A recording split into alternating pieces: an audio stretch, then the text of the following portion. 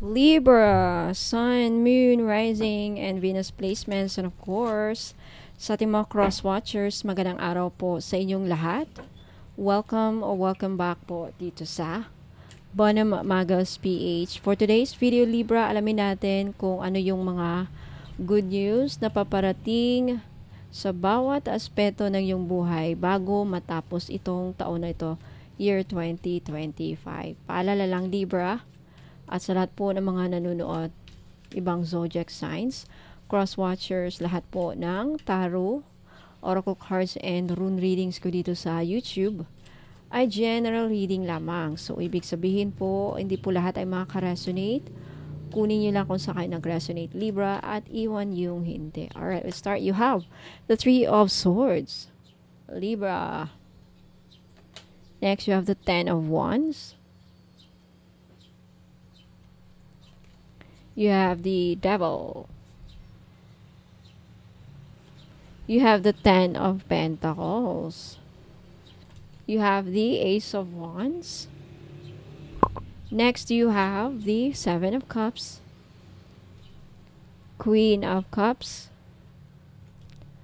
the High Priestess, Three of Pentacles, the Five of Swords, the Hierophant, Nine of Cups, Ace of Cups, the Judgment, and the Death card. Okay. All right, Libra.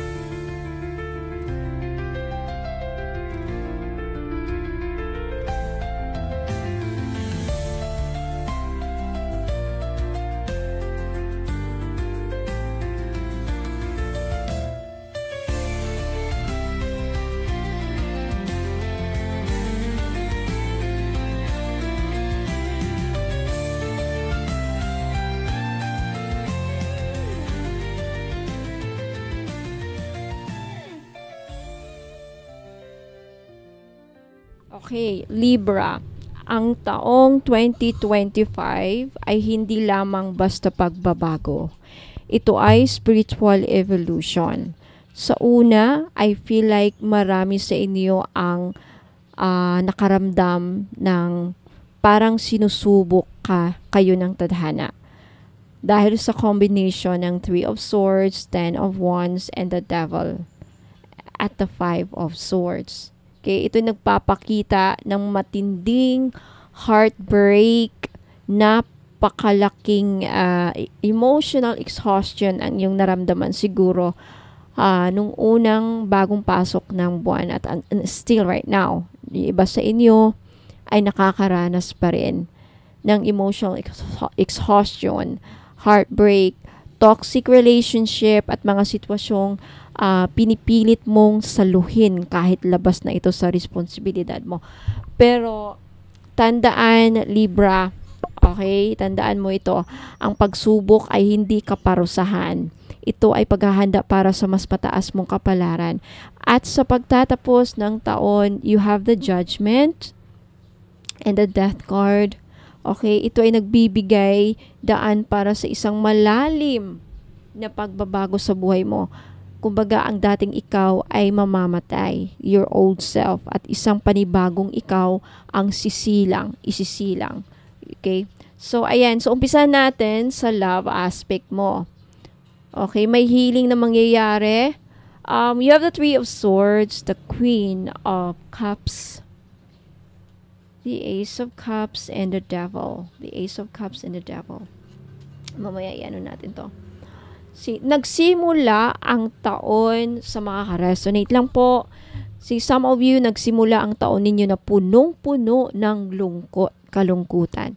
So, posibleng nagkaroon ka ng breakup infidelity, third party, betrayal, or unrequited love. Love na hindi ka nasuklian.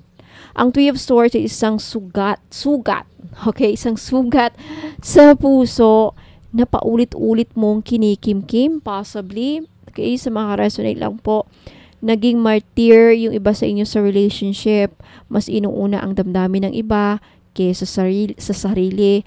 Yan ang simbolo ng devil. You have the devil. Okay, so, posible ito ay tumutukoy rin sa karmic connection or codependent setup. Ngunit ngayong taon na ito, bago magtapos itong taon na ito, unti-unti mong matututunang lumaya. Ang Queen of Cups ay nagpapahiwatig ng emotional maturity. Ito na ang panahon para mahalin ang sarili mo ng buo. Libra, sa tulong ng High Priestess,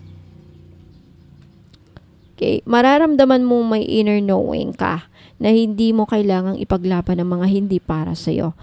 Okay, at ito ang pinakamagandang parte. You have the Ace of Cups here. Isa itong tanda ng bagong pag-ibig, bagong simula, o panibagong kabanata sa relasyon mo, sa love aspect mo, sa love life mo. So, maaring ito ay literal na bagong tao, or this could also be renewed commitment with someone na mahal ka rin ng totoo.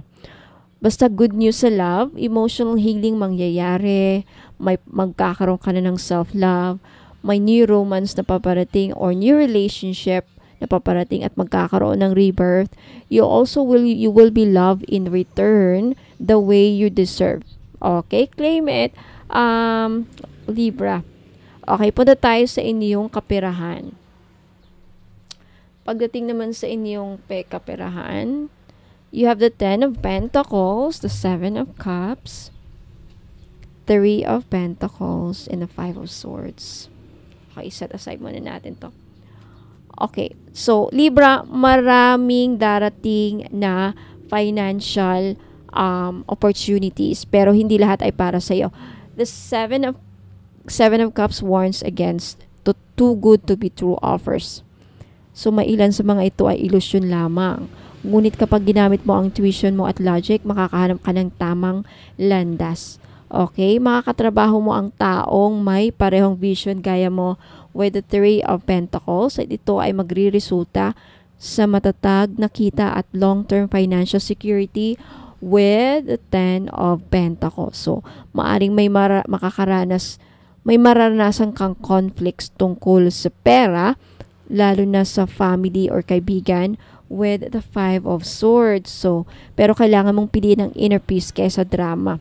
Okay, but the good news is, pag the good news naman about sa money is sustainable wealth ang matatanggap ninyo. Mayroon ding trusted collaborators na paparating and the ability to build something long-lasting para sa financial aspect ninyo. Libra, napunta tayo sa inyong career or trabaho. Ayan, you have the 10 of Wands, Ace of Wands, the Hierophant, and the Judgment. Okay. Feeling mo ba na parang ikaw ang tumatayong haligi sa trabaho mo when it comes to your work, any kind of work, Libra? That's the 10 of Wands. This is burnout. This is pressure. Walang appreciation. Pero darating ang araw na magsasabi ka, ayoko na. Okay? I give up. Parang sabihin, I give up na ako na lang palagi. Ako na lang pumapasan palagi. Pero hindi mo tatakasan ang trabaho. Bagkus, may bagong opportunity na paparating with the Ace of Wands na mas align sa iyong soul purpose. So this is the time na ang trabaho mo ay magiging extension ng passion mo. With the Hierophant, this shows that you may go into structured work like mentorship, teaching, spiritual counseling, or even corporate leadership. At ang Judgment, okay, ito'y nagsasabi na ang tawag ng iyong kapalaran. Okay, panahon na sundin ang boses ng kaluluwa mo. The good news sa career, you will have experienced this career awakening. Okay, passion project will turn into full-time job. at ang pagiging inspirasyon sa iba. Okay, punta tayo sa inyong family aspect, Libra. You have the Ten of Pentacles, the Five of Swords, the Death card, and the Hierophant. Okay, sa pamilya, maaring may tension, misunderstanding, o hindi pagkakaintindihan sa nakaraang buwan. With the Five of Swords, this speaks of power struggle or pride na nagdulot ng lamat sa relationship sa family. Pero darating, andito yung Death card So, ito'y simbolo ng ending ng away at pagpasok ng panibagong panimula. So, magkakaroon na pag-uusap, pagkakaunawaan, at pagkakakumbaba. Okay, with the Hierophant involved, ayan, maaring may spiritual or religious activity na magpapalapit sa inyong muli. Like, halimbawa, binyag, kasal, reunion, or even spiritual healing performed or ritual. Okay, basta good news sa family, Libra, pagkakaayos, pagkakaroon ng family blessings, inheritance, at harmonious reconciliation. Okay, punta tayo sa inyong kalusugan, Libra. You have the Ten of Wands, Queen of Cups, and the Death card. So, sa kalusugan mo, okay, kalusugan mo ay naapektuhan ng emotional na bigat. Libra, the Ten of Wands shows physical strain, posible dahil sa stress at pagod. So, maaring may psychosomatic symptoms, sakit ng katawan na galing sa lungkot, galit, o pagod ng damdamin. The Devil shows na kailangan mong bitawan ang mga unhealthy coping mechanisms. Pwede itong unhealthy diet, overworking, o pagdimot sa sariling pangangailangan, no? Ngunit ang Death card naman ay nagsasabing, this is your time to heal.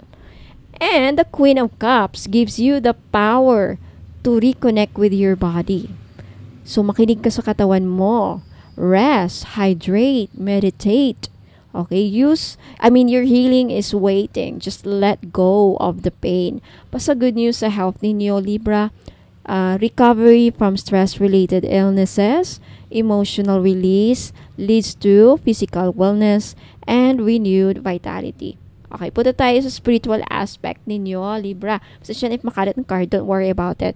You have the High Priestess, the Judgment, the Hierophant, and the Death card. Okay, ito ang pinakamalakas na aspeto mo, Libra. You are entering a time spiritual awakening. The High Priestess calls you to trust your dreams, trust your gut feeling, synchronicities. Mararamdaman mong parang may gabay sa lahat ng ginagawa mo. And with the Judgment, you're being called by the universe. May higher mission ka. Marahil parte ng buhay mo ay tumutulong sa iba, maging gabay o magturo ng aral, batay sa mga pinagdadaanan mo. And with the Hierophant, this shows you'll seek or teach spiritual wisdom. At ang Death card naman, Libra, ay literal na simbolo ng soul rebirth. So, this could mean iiwanan mo na ang dating paniniwala at yayakapin ang mas mataas na katotohanan. And the good news is, sa spiritual aspect mo, may enlightenment na mangyayari. You will have this inner power at divine guidance at deep connection to your higher self. Okay, so Libra, buod ng inyong reading. Okay, mula sa sakit sa love life, mula sa sakit, may darating na tunay na pagmamahal or second chance na mangyayari. Sa pera, magkakaroon ng matibay na pundasyon sa financial na aspeto. Sa career mo, may mangyayaring career rebirth, mas magiging meaningful at aligned sa passion mo. Sa family, may pag-aayos, unity at blessing sa tahanan, alright? And sa kalusugan, Libra, physical healing sa pamamagitan ng emotional release. And the spirituality, kaliwanagan, tawag ng divine purpose, at soul evolution. Libra, let me know if nag-resonate sa inyong reading. Like this video if nagustuhan ninyo. At mag-comment kayo sa baba if you want to claim this reading. Now, Libra, sa mga naghahanap po ng mga pangregalo sa kaibigan, kung sino man, kahit kanino or even to yourself. Okay? By the way, marami na akong feedback sa Hotchan Jade, Hulu, Bamboo, ano pa, yung mga binibenta ko dito. Ang daming feedback. If you want to see the feedbacks or testimonial mga client ko, pumunta lang po kayo sa Facebook page, andito sa screen, Bono Magos PH na may blue check, verified na po ni Meta. And also, you can visit my website, www.bonomagosph.com, if you want to see kung anong mga nandun sa website ko, if you are curious. Now, Libra, sa mga iba pang nanonood, cross-watchers, if naghahanap po kayo ng mga item na pwede nyong pangregalo, meron po ako. Okay? And the good news is, pag bumili po kayo dito ng mga item 1,000 pataas, kadalasan, yung mga item na yan ay may kasamang inclusion package, complete package.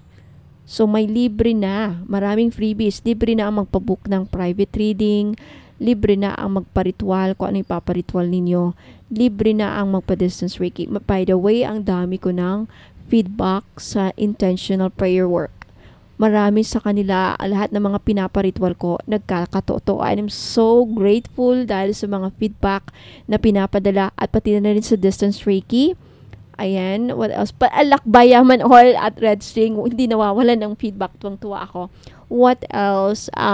Lahat yan, ma-avail nyo po. Lahat ng mga nabanggit ko. Lakbayaman oil, all-in-one red string, intentional prayer work, a distance reiki healing, private reading. Pero yung private reading is schedule natin based po sa naka-line up. Okay? For more information, if you want to avail, panoorin nyo lang po itong video hanggang sa dulo kasi andito po yung mga items na nabanggit ko na may inclusions. And if you want to buy, just take a screenshot of the item na gusto yung bilhin, gusto yung orderin, at ipadala yung screenshot siya sa Facebook page ko po. Andito sa screen, Bono Magos PH, Facebook page na may blue check, verified na po ni Meta. Okay, so, hindi na po ako magtatagal. Huwag muna kayong alis. Magbabalik pa po ako, Libra, at sala po ng mga ibang zodiac signs na nanonood. Course watchers, hanggang sa muli. Ingat po and God bless. Nanhong Agate 5 Elements Bracelet, bato ng lakas ng loob, tagumpay, at swerte sa buhay. Magkano ito? 1,980 with complete inclusions plus certificate. Inclusions na kasama, private reading, padasal, paritwal, almost the same sa magpagawa ng spell jar, plus may distance reiki healing na libre na, plus dalawa pang freebies. Okay, so kung ikaw ay naghanap ng gabay at lakas para magtagumpay sa career, negosyo at personal na buhay, ang Nanhong Agate ay isang makapangyarihang bato na makakatulong sa iyo. Okay, mga benepisyo sa career. Nagpapalakas ng determinasyon. Tinutulungan kang manatiling masigasig at porsigido sa trabaho. Kapag pakiramdam mo ay nawawalan ka ng gana, ang bato na ito ay nagsisilbing inspirasyon para ipagpatuloy mo ang laban. Pampatibay ng kumpiyansa sa sarili.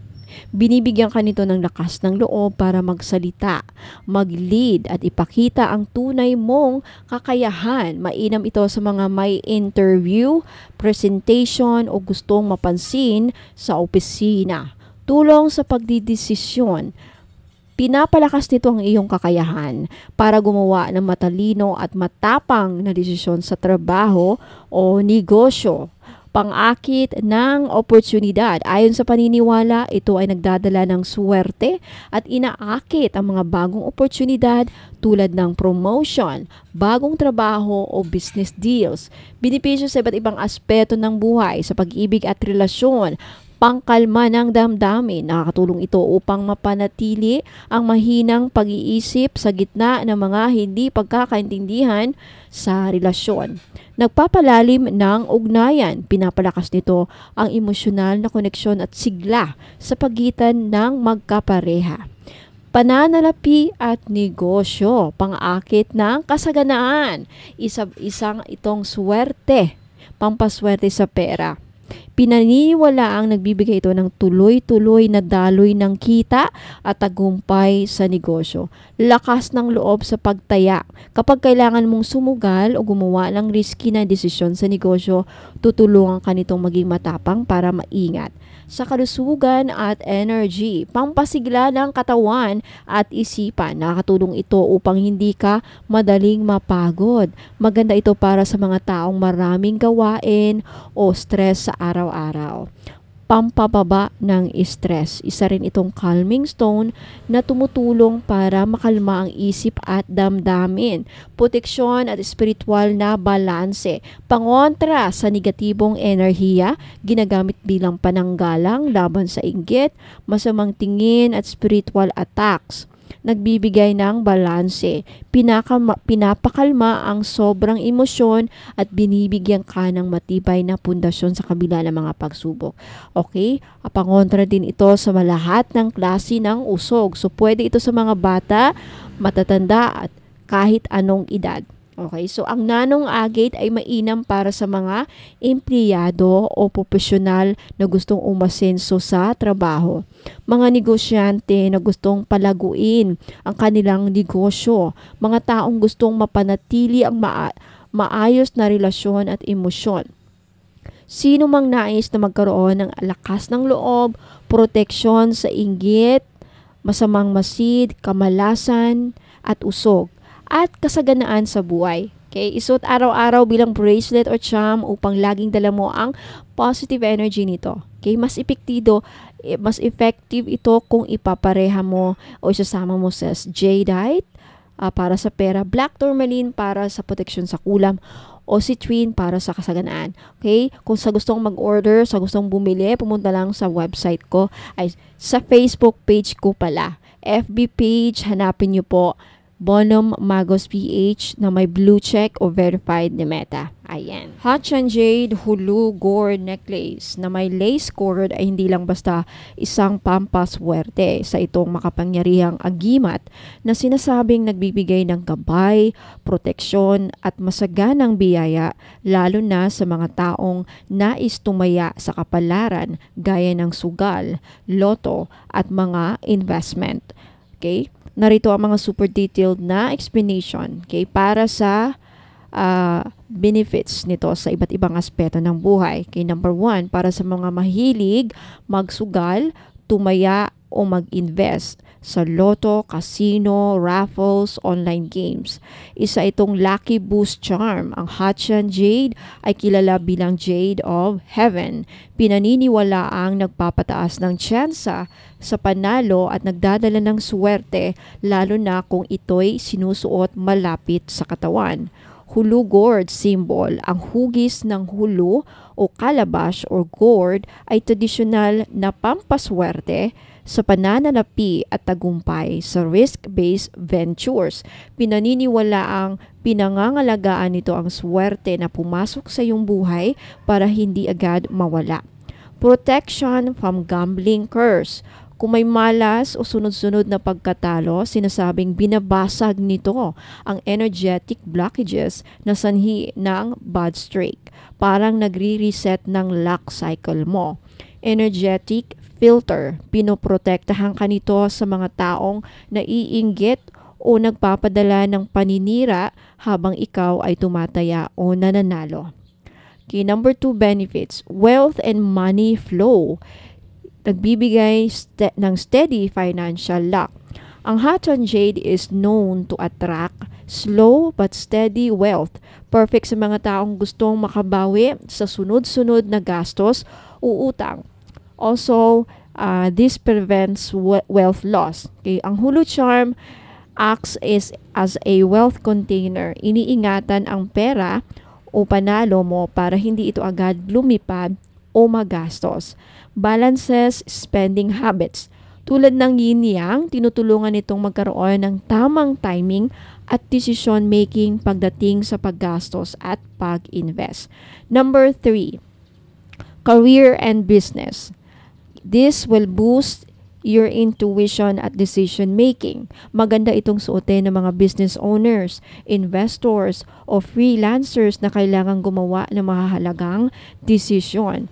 Reputation and trust. Ang jade ay sumisimbolo rin ng integrity and wisdom. Kaya makakatulong ito para makuha ang tiwala ng clients o partners. Number 4, protection from negative energies at sumpa. Anti-curse and evil eye. Ang Hatchan Jade at Hulu Gourd ay parehong ginagamit ng mga traditional healers sa China bilang proteksyon sa malas, kulam, inggit o anumang uri ng psychic attack. Energy harmonizer. Kung may mga panahong parang sablay ang lahat ng diskarte mo, tinutulungan ka nitong i-ground at i-align muli ang aura mo para makabawi ka. Number 5, health and well-being. Ang hulu is a symbol of healing. Sa Chinese tradition, ang hulu ay ginagamit din para sa longevity at good health. Tinutulungan itong bawasan ang stress at panatilihing kang kalmado kahit mainit ang ulo mo dahil sa susunod-sunod na talo. Hatchan Jade, detox stone. Spiritually, ito ay nag-aalis ng toxic energy sa katawan at ini-encourage ang healing energy na pumasok. Number 6, love and relationships. Calming energy. Kapag ikaw ay laging mainit ang ulo o masyadong competitive lalo na sa sugal, tumutulong itong balansihin ang emotions mo. Attracts loyalty and genuine connections. Dahil sa sincerity energy ng Jade, makakatulong ito para iwas third party o pagkasira ng relasyon dulot ng pera o bisyo.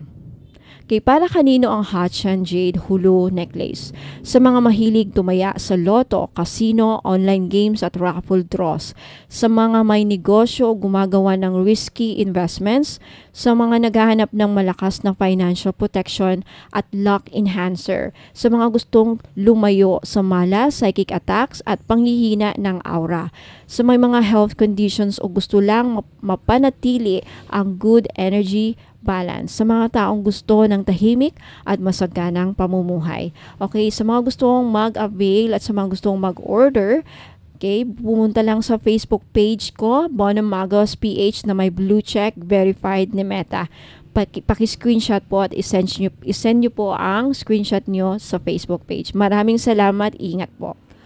Bamboo Hatchan Jade Necklace. Simbolo ng tahimik na lakas, abundance at spiritual na protection. Hatchan Jade, isa sa pinakapurong klase ng jade, pinapahalagahan sa China at buong Asia bilang sagradong bato na sumisimbolo ng kabutihan, karunungan at pangmatagalang tagumpay. Bamboo shape, itinatangi sa Feng Shui at spiritual culture bilang emblem of humility, persistence, at growth. Okay, so benefits sa lahat o bawat aspeto ng buhay para sa career and goals and ambition, tahimik pero matatag ang asenso mo dito. Ang bamboo ay hindi bumibigay kahit gaano pa kalakas ang bagyo. Ganyan ang energy na dadaloy sa iyo sa pagsuot ng pendant na ito o yung necklace na ito. Strength under pressure. Tinutulungan kang manatiling composed kahit sa stressful situation sa trabaho. Persistence and long-term vision. Pinapaalahanan kang dahan-dahan pero tuloy-tuloy ang tunay na pag-unlad. Wisdom in decisions. Ayan, ang Hatchan Jade ay sinasabing nagpapatalas ng intuition at strategic thinking. Perfect para sa mga career-oriented. Leadership with humility. Ang bamboo ay tuwid at matangkad pero hindi mayabang. Ideal para sa mga gustong maging respected leaders without ego. Number 2, finances, wealth, and stability. Mabilis tumubo pero nakaugat ng malalim. Sa Feng Shui, ang bamboo ay swerte sa pera. Hindi lang dahil mabilis ang tubo nito, kundi dahil kaya nitong mabuhay sa anumang kondisyon. Steady financial growth. Sinasabing pinapalakas nito ang iyong kapasidad para sa matalinong pamumuhunan at consistent na income.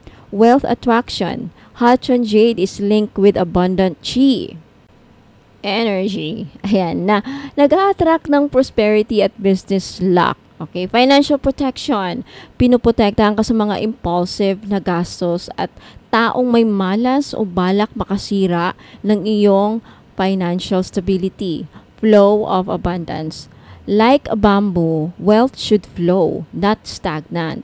Tinutulungan ka nitong maging bukas sa pagtangkap at pagbabahagi. Okay, next benefits, love and relationship. Matatag, flexible, at mapagkumbaba.